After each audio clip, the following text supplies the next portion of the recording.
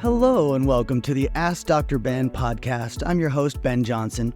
As a holistic-minded physician, I've spent the last 20 years looking outside the box and conducting research to find the true causes of skin conditions and other diseases. And while the focus of my work has been on aesthetic medicine and unlocking the secrets to reversing skin damage, this podcast will also include many other exciting revelations pertaining to you and your family's health and well-being. So let's get started. Well, hey everyone, Dr. Ben back with another podcast for you.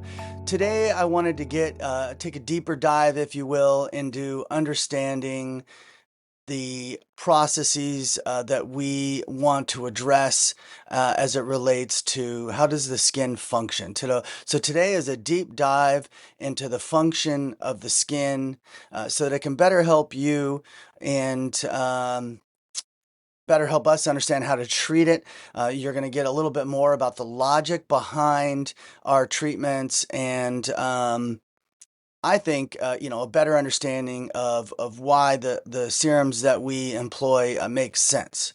So let us start with the big, broad picture. We're going to go way out, 1,000 feet out, and let's talk about the body itself. So your body has all these different organs, right? And the skin is the largest organ by square footage. And it is a really important part. Obviously, without your skin, you pretty much die immediately. I guess that's probably true about most organs that we have. But the first thing you need to know is it's self-sustaining. It's self-sustaining, right? So what that means is there's a reason why you don't immediately feel the need in a healthy child to put moisturizer on their skin. Their skin remains moist, their barrier remains in good shape, and the way that the skin functions is really, really remarkable. So let's start with also this understanding. Everything in the body is attempts at its best. Obviously, you still have to give it water and food, nutrients, but at its best, it is self-sustaining. So throughout your life, your skin cells are constantly replacing themselves, like or most of your other organs. I don't know if we've scientifically proven that all the organs replace their cells, but the vast majority are continually updating and fixing things. The skin is also constantly assessing the different areas of DNA. So when it sees DNA damage, it will do its best to unwind it. Now, that being said, the skin is also adaptive. And what I mean by that is that whatever comes along, like if the skin gets excessive sun exposure, what does it do? It turns red. It turns red because it's increasing the circulation. And from that increase in circulation, it's attempting to repair all the damage related to the sunburn that occurred. And that sunburn involves DNA damage being hurt. It involves fibroblasts, not the fibroblasts themselves, but it involves collagen being altered. It oftentimes will create what's called a free radical cascade, or a lot of oxygen molecules within the epidermis. There aren't that many, but there are enough. In the dermis, these are triggered by UV light to become free radicals. And a free radical is simply an unstable oxygen molecule. And so what that does is that goes in and it causes more harm. So harm can be done directly from the sunlight, and harm can be done from this free radical cascade that is from the sunlight hitting oxygen. What's so important to understand is that in that adaptive response, it's doing the perfect response. Your skin is unbelievably intelligent. All the things that it does that we just take for granted, turning over 24/7, constantly restoring the epidermis. All those things are purposeful and perfect. Your skin isn't failing. So when we look at things, and we're going to talk about pigmentation, and we're going to talk about capillaries, and we're going to talk about redness, when we talk about all those things, you just need to know your skin isn't doing something wrong in any of those situations. It's always doing the right thing for its best health. That's why we shouldn't interfere with it. That's why my philosophy is a holistic philosophy. You actually want to work with the skin to understand why it's doing it, to try to address the causes that are leading to that response that you may not like physically, right? You may not like the look of the responses that you're seeing on the skin, but it's also serving as a messenger. So it adapts. It adapts to new trauma. It adapts to new infections. It adapts to foods that we eat that cause harm. It adapts to toxins coming from within the body created by other pathogens. And so we're going to try to get into all of that. But this concept of adaptation is so, so important. When we talk about it in genetic terms, okay, so when we talk about it as it relates to your DNA, it's called epigenetic change. Epigenetic change. And all that means is your DNA isn't changing, but the way that your DNA is operating the cell has changed. So the function of the skin cells change according to their environment. And this is true about all the cells of the body. Again, another reason to step back and sit in awe of all of this. Now, what you're going to hear from me going forward is maybe something you're not used to hearing from me, and if it is any way is bothersome to you, I apologize. But I have to stand in my truth, and I have to tell you that it has been through this last 30 years of analyzing the skin and how it functions that my faith in God has grown. And I know that this system that is operating is driven by God. And so when I talk to you about how the body is AI level, artificial intelligence level. I really want to call it OI, or official intelligence, straight from God Himself. And all of that is being driven by processes we don't understand. Whether you're taking a breath, every function in your body is not just inherently built into the DNA. The code is there to be told what to do, but the code itself is inoperable without some sort of divine intelligence running it. And so it's just important to me that you understand that. And if at all, I hope it helps to bring you closer to God, because that's what's happened to me over this last 30 years. Is I went really from being an atheist to an agnostic to just a profound believer in our Lord and Savior, and it influences me every day. And so, if you want to know more about how to get closer and to have a better understanding of that relationship that you have the potential to have if you don't have it already, please email me at drben@osmosisbeauty.com. I happily talk to you about how to get closer to God, because I think it's so important. Now, this adaptive aspect of your DNA is built in to all what they used to call junk DNA. Like, all of it is actually different codes to be able to respond to different toxins. So I want to start with aging. And I know I've talked a little bit about aging, but you can't talk enough about aging, right? Aging is one of the biggest challenges we face. Yeah, I guess I could say that, right? I mean, I've already expressed to you that you're all DNA coded to pass away definitely before 130. I think a few people have made it past 120, but there's no point in trying to extend beyond that. It's not going to happen. But it's how we age, right? How do we reduce the physical appearance of aging? I think most of I'm 57 years old. I think my osmosis strategies have done really well for me. And, I haven't had plastic surgery. Well, I shouldn't say that. I had an upper blepharoplasty because I had a genetically like excess lid skin, I guess, it passed on from my mother's side. So I did have an upper blepharoplasty, but no facelift. I tried filler gosh, it must be like 8 years ago, a little bit of filler, hated it, dissolved it, literally had to dissolve it because it came a lump in my face. And I was like, what the heck is this? And that's why I tried to find a solution for filler as well. I tried Botox once, that was 25 years ago. Absolutely do not believe in Botox as the strategy for aging gracefully because it poisons your muscle and it thins the volume in your face. And, what you're going to hear from me today as we talk about the functions of the skin is that there is an understandable reason why everything is happening. And of course, it all does start with the circulation. So every year of your adult life, so somewhere around age 25 and heading thereafter, you are losing your circulation in your skin. So by the time you hit 50 at 1% a year, you are now at 25% less circulation in your skin. And that means you're going to have 25% fewer fibroblasts because fibroblasts are reliant on circulation to maintain their function, right? Makes sense. You can't starve collagen manufacturing. You have to feed it with amino acids and minerals and enzymes. So this process of rebuilding the circulation is critical.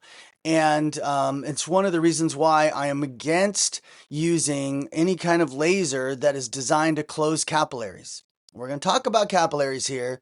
So I want you to know that capillaries show up for a reason, and sometimes they're harder to remove especially if they're reflecting damage somewhere else. So I promise to get into that. So, circulation declines. This inherently, right? If you can imagine, if I'm feeding the skin less, it is going to adapt. And what it does is it adapts to slow down its turnover rate.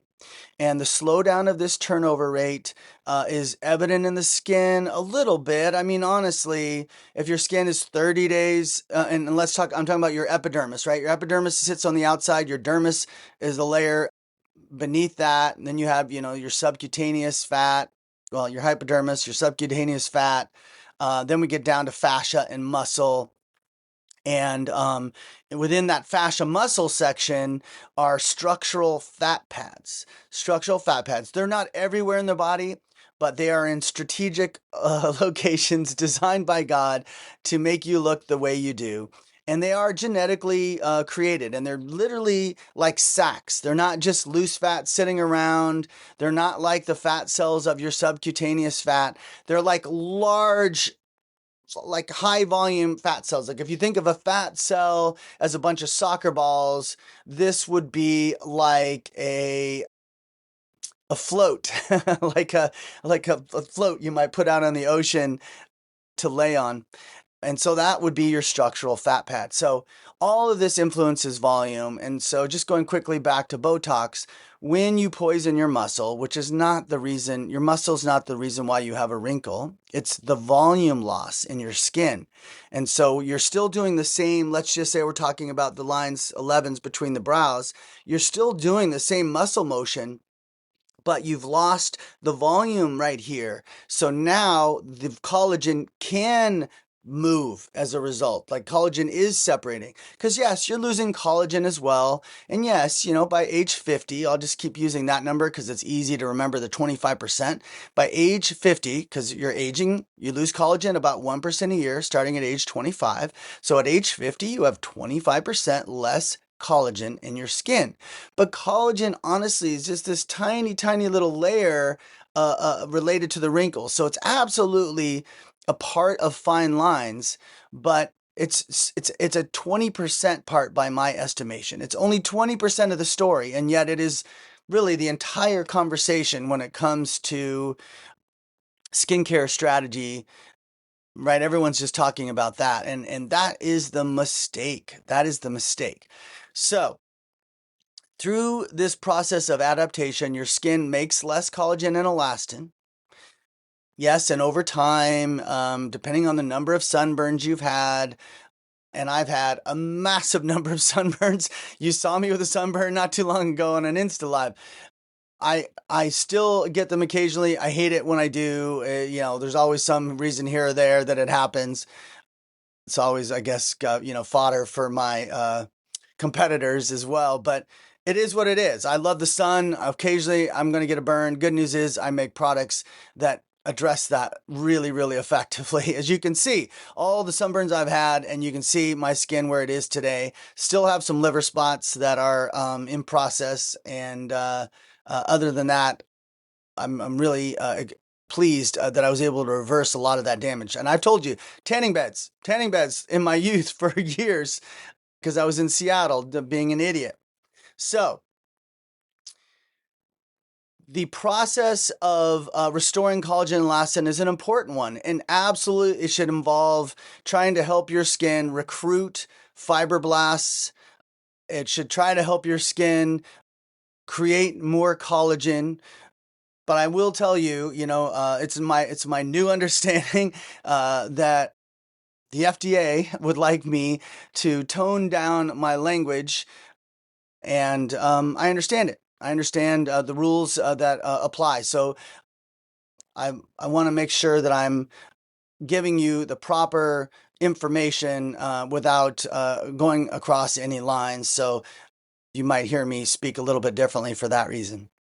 So within the confines of the skin, the focus should be somehow to increase the presence of fibroblasts, because you have 25% fewer fibroblasts at 50 than you did at 25. To increase the circulation in the skin, because you have 25% less circulation at 50 than you did when your skin was at its best. And to improve the immunity of the skin so that it's capable of repairing itself. And all of these things can be encouraged by ingredients that you use topically. None of those ingredients are we stating actually cause this physiologic change, because that is not allowed, but we can certainly encourage. And one of the words I like to use is inspire. We want to inspire the skin to continue to improve itself at a faster pace. Now, let's go back to the origin. Your skin is brilliant. It is constantly trying to help itself. But if you have one arm tied behind your back, which is the equivalent of less nutrient delivery to your skin, then you want to deliver as many nutrients through the surface, which is its own challenge, and you want to deliver as many nutrients through circulation by increasing circulation in whatever way you can. So, with this understanding, osmosis was born. And one of the things that I learned along the way, as I've already, harshed a little bit on lasers and Botox, having had laser clinics and having seen the side effects of what laser can do, I've learned that burning the skin does not actually create a net gain.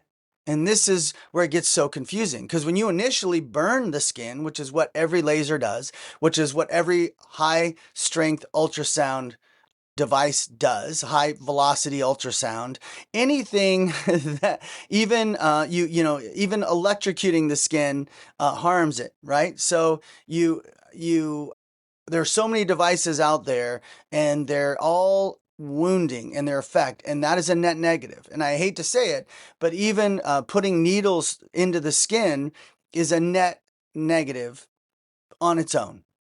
There's a reasonable position that I accept, which is you could get a net gain from needling the skin if you put things on the skin that have enhanced penetration as a result of as a result of them getting deeper into the skin as a result of the needling process. So yes, that is true. But as a general rule, holistic is the strategy. And I think osmosis has proven that strategy is the best strategy because of the skin of all of our clients, of all my employees, of everybody who's been on osmosis for a few months. They see right away that the positive changes that occur from this holistic approach.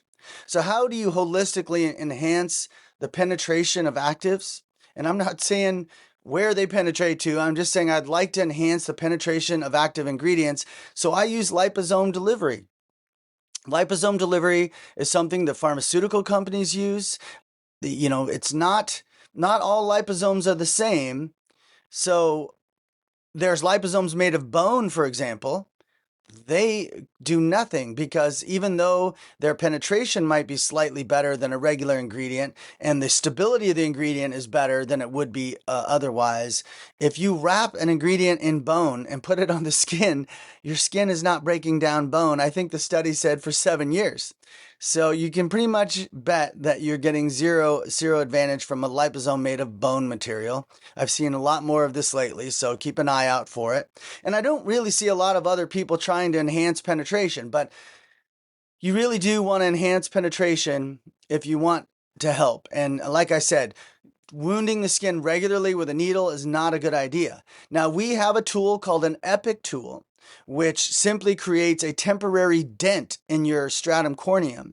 And that dent allows more ingredient penetration, but it's simply, you know, it goes away, it resolves. It's not like a permanent dent. You're not scraping away cells. You're not removing the precious lipid barrier in your skin that, like, let's say an alpha hydroxy does. A lot of people will use alcohol or alpha hydroxy acid to remove the barrier in order to enhance the penetration of ingredients.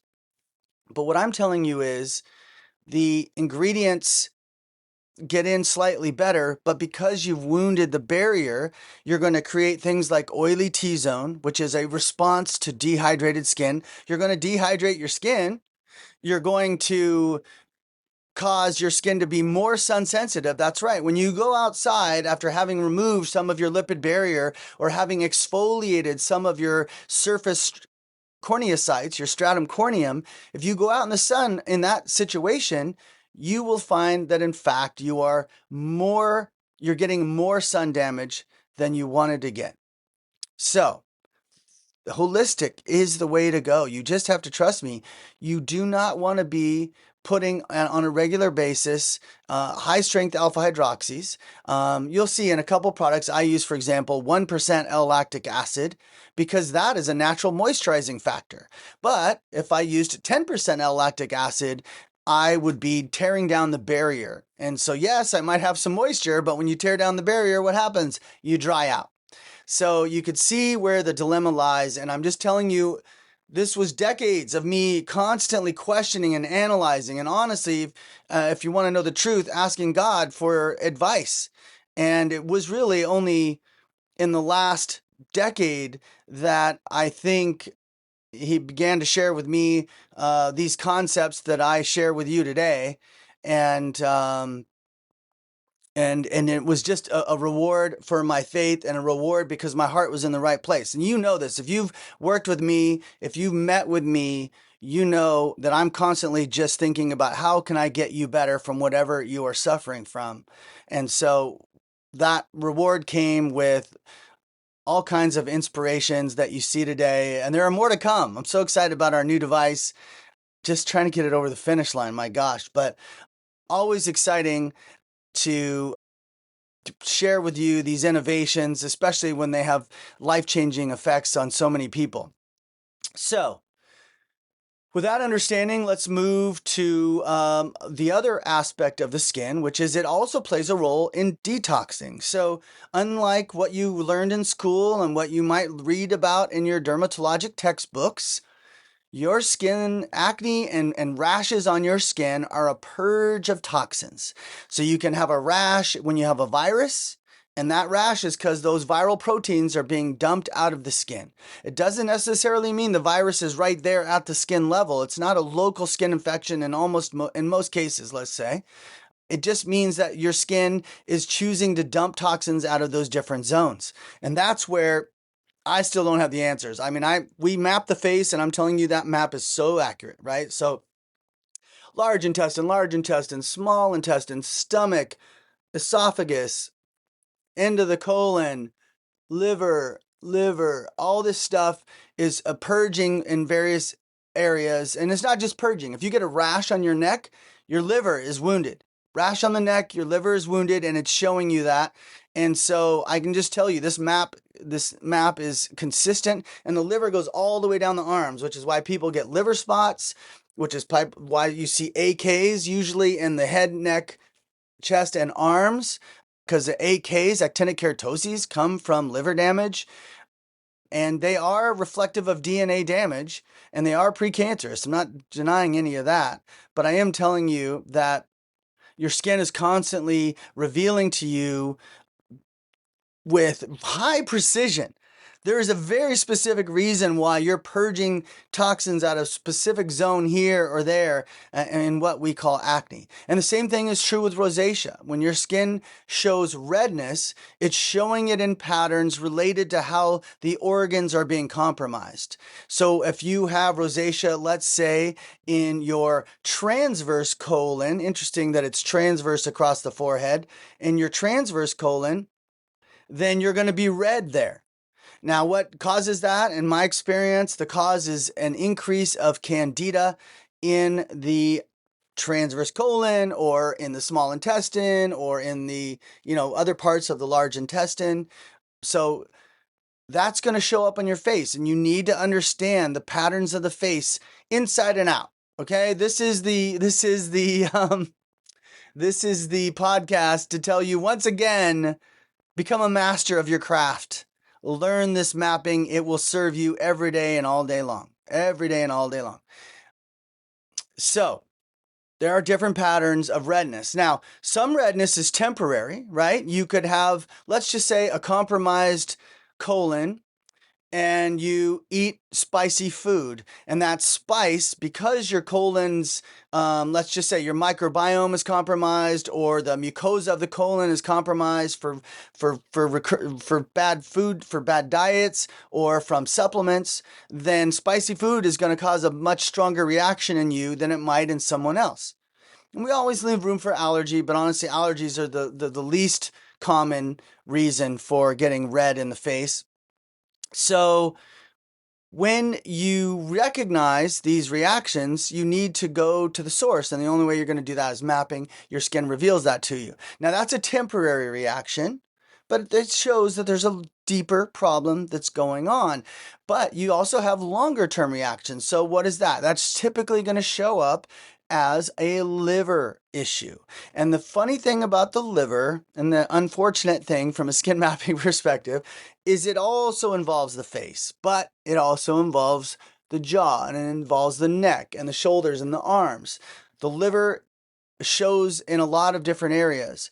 And so you have to try to look at the other clues in order to fully appreciate if it's liver or digestive. And if you remember my clue from other videos, if you have acne and redness in the same spot, it's candida. It's candida. Not here, candida in your gut. Okay? I know this with an absolute certainty because of all the cases and all the clearances. I know this with absolute certainty. So you can count on that and trust that every time. So this isn't the video where we go into all the things that cause candida. This is just more about the skin today. But just know that like so many supplements increase the presence of candida, so much of the Western diet increases the presence of candida, and it is a real problem. Another area that your skin shows there's something going on internally is enlarged pores. Enlarged pores are a sign of microbiome damage. And you'd be like, wait, it's a skin reaction. How is the follicle widening a reflection of your microbiome? Well, if you learn the skin mapping, what you're going to see is people get enlarged pores primarily in their esophagus, in their small intestine, and occasionally you'll see it here. You don't really usually see it here, so it's a little bit more in the large intestine, small intestine, and esophagus, right? Do you really see it everywhere? Almost never do you see pores everywhere. And that should give you pause, because if pores were caused, let's just say, by sun damage, which, I'll give room for 5 to 10% of enlarged pores to be related to sun damage. So in other words, an 80-year-old with a healthy gut might still have a little bit of enlarged pores from some of the collapse of the derm. When you lose dermal thickness, your skin does sink down a little bit. The follicle is sort of a semi-rigid structure within the skin, and so you can imagine that you're pulling open a little bit something wrong with this hand gesture. I'm going to stop it, but you're pulling open the pores of this of the skin to create a well, it's all, it's almost like a tent pole, right? This follicle. And so you can get a little bit from that, but I promise you, the reason why it's showing up primarily in those zones is because it is related to digestion. So we believe you need to help restore the health of your digestive tract in order to resolve pores completely. Now we do have surface, surface products. We do have topical serums that you can see, hopefully see that I'm also processing the right words to say from everyone's viewpoint, if you know what I'm saying. So like we do try to minimize the appearance of pores from the surface, but at the same time, we want to address the source of pores at a deeper level. One of the main causes of pores is fermented foods. Fermented foods that everyone swears are good for the microbiome are one of the absolute main causes of enlarged pores. So other supplements can do it. Medication, of course, can do it. So you just have to keep an eye on your own skin. And if you see your pores getting bigger, question some of the things you're doing in your diet or in your supplement routine. The other interesting one as it relates to pores are blackheads. And blackheads are mucus ash. They're not dirt. It's always funny. Like we are, us skincare professionals will throw in doctors and estheticians together, right? Us skincare professionals, we look at pores and it looks dirty. It does look dirty, but yet we know that people will keep their face super, super clean. They might even use alcohol wipes throughout the day to try to keep their skin clean throughout the day, not going out in the dirt. They're not riding a motorcycle through a dusty desert. No, they're in an office building, no exposure to dirt, and yet they have blackheads that persist. This should tell you it's not dirt. It's not dirt. You could look at your children who play in the mud all day long. Did they come back with blackheads? No, it's not dirt. What I've learned is it's mucus ash, mucus from your gut that is purging through your follicles. And the number one cause of it is dairy, but fried food can cause it. Supplements, like magnesium cause it. A host of other things. We're not doing the supplement story today. So that is also a presentation of your intelligent skin. Now, why is it doing it through those zones? I mean, this is where God put the map. So this is the map. These are where the organs reveal themselves. Maybe we could call it a messenger. If you say, like, do I really need to know that my body is accumulating too much mucus and I should stop eating those foods? I could argue, yeah, it would be helpful, right, to know that this information is teaching you that in fact my diet should change. And yeah, I'm on my own personal diet changing journey. You probably may notice some weight loss. I'm continuing down that path, and that is a story for another time. So, let's see. We are talking about pores and red spots. And so the red spots that relate to the liver can come from wounds to the liver from a variety of different things. Like I've finally, through my own deduction, this is probably too much information. Years ago, I got talked into trying a frog toxin from Brazil or something, where they put this frog toxin into your arm and it's supposed to induce a purging of whatever spirits and whatever. Again, this is before I realized all the things I've been talking about relating to God. And I just jacked my liver up. I think I jacked my liver up. I got these 3 liver spots over here. I had like 3 liver spots over there. You can see the evidence of this frog toxin. It swelled up my whole face. It was crazy. So my liver took a big hit. And I realize now that's what I've been working on for so long. And I've just actually cranked back up my Regenerate supplement in hopes of enhancing that process. And so That's me. And what's the point of that? To say, my point is to say a lot of different things can be the reason why you have liver spots. One of the big ones is a hormone that's commonly used in dairy products. So you'll find it, should say, commonly used with cows. So you'll find it in milk and dairy products, especially when primarily if they're not organic and grass fed, ideally. And you'll find it in the meat. So I'm a big fan of meat. Steak is, a mainstay in my diet, and so I'm constantly being exposed to non-organic meats because I eat out more than I eat in, and as a result of that, like your liver's constantly trying to process. So you want to try to keep up with that exposure. This is why it's a good idea to start working on liver health at an earlier age. But these liver spots are really hard to heal. Why? Because we keep doing the damage. I'll give you a great example. Like I have a liver spot that's really progressing nicely, but it fires up when I drink tequila. It fires up. And so that tells me, right? I mean, and you can watch your own spots and see how red your spots get depending on what liver toxin you might be consuming. It doesn't fire up with wine, by the way. So that's why I felt like, good organic or a non-US based wine, because there's too many pesticides in US wine. You just should not drink US wine at all. I'm a big fan of the Sauvignon Blanc grape out of Australia, New Zealand, but I also drink European wines. Turns out I'm allergic to Chardonnay. Makes me totally red in the face. I can't tell you how many events I've been drinking Chardonnay and I'm all red and I'm like, why am I freaking so red? And I'm like, I just recently realized that I'm allergic to certain wines. I have to be pretty darn selective. So you may have this experience as well. Play around with that. If you notice you get red on wine, chances are good you have an allergy to that, or that maybe you're drinking a cheap or a toxin filled wine.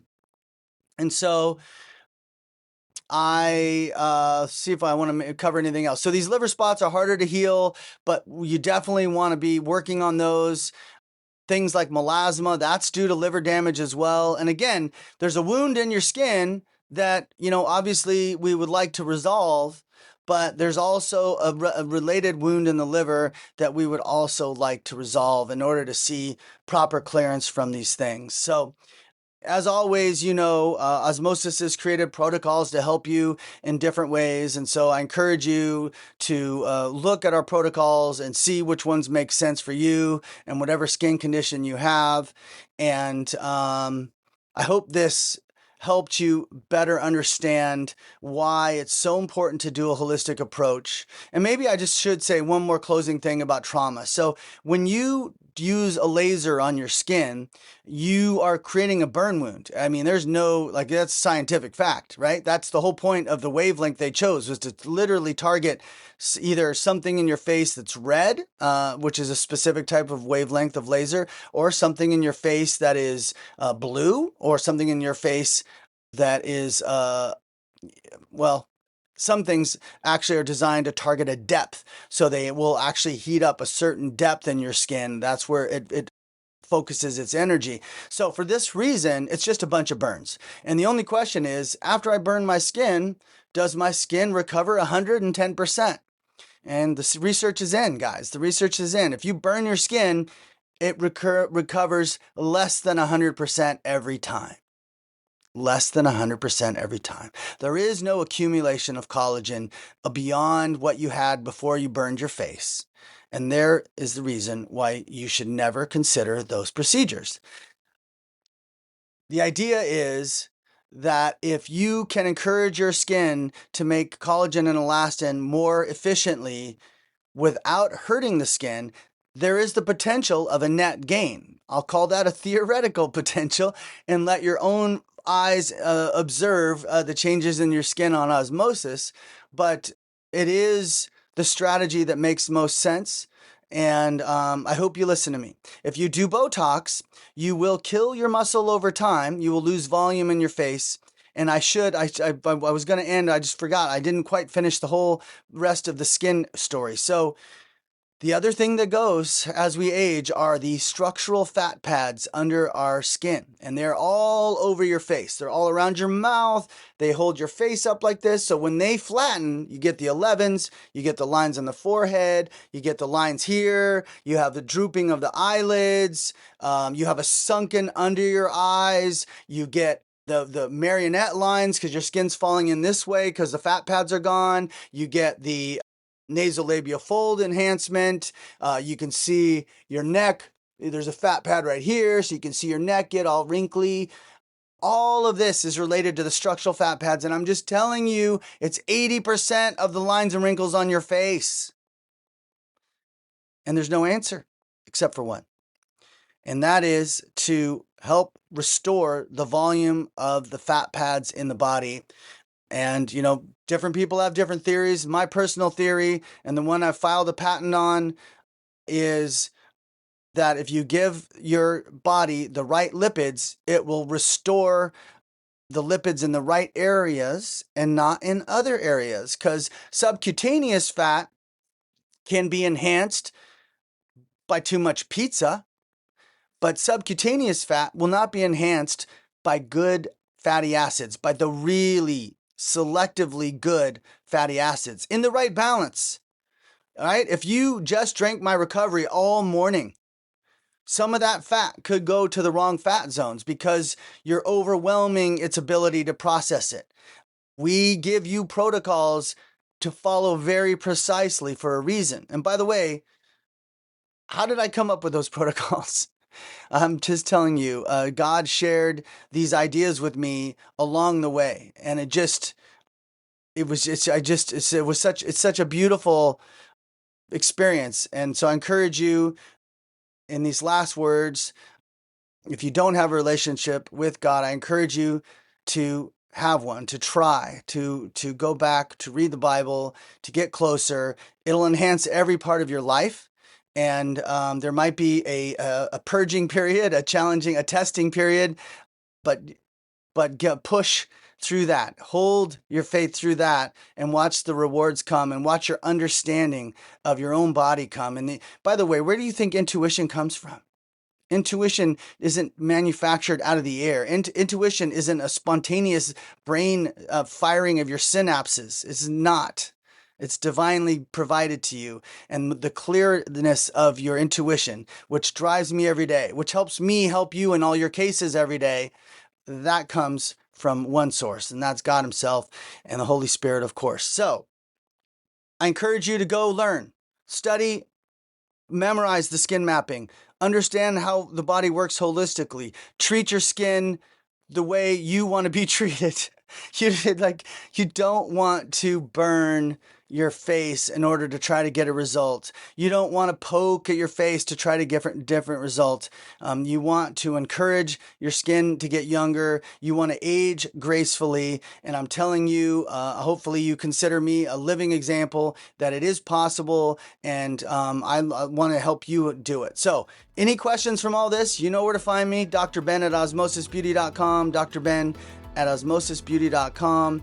And I will see you on the next podcast. I hope you've enjoyed this episode of Ask Dr. Ben. Please leave a review if you can, and subscribe to the show on Apple Podcasts to get access to all of my upcoming episodes. My website is osmosisbeauty.com, and you can find me on Facebook at Osmosis Beauty. And you can also follow me on Instagram at osmosis_beauty. Thanks for listening.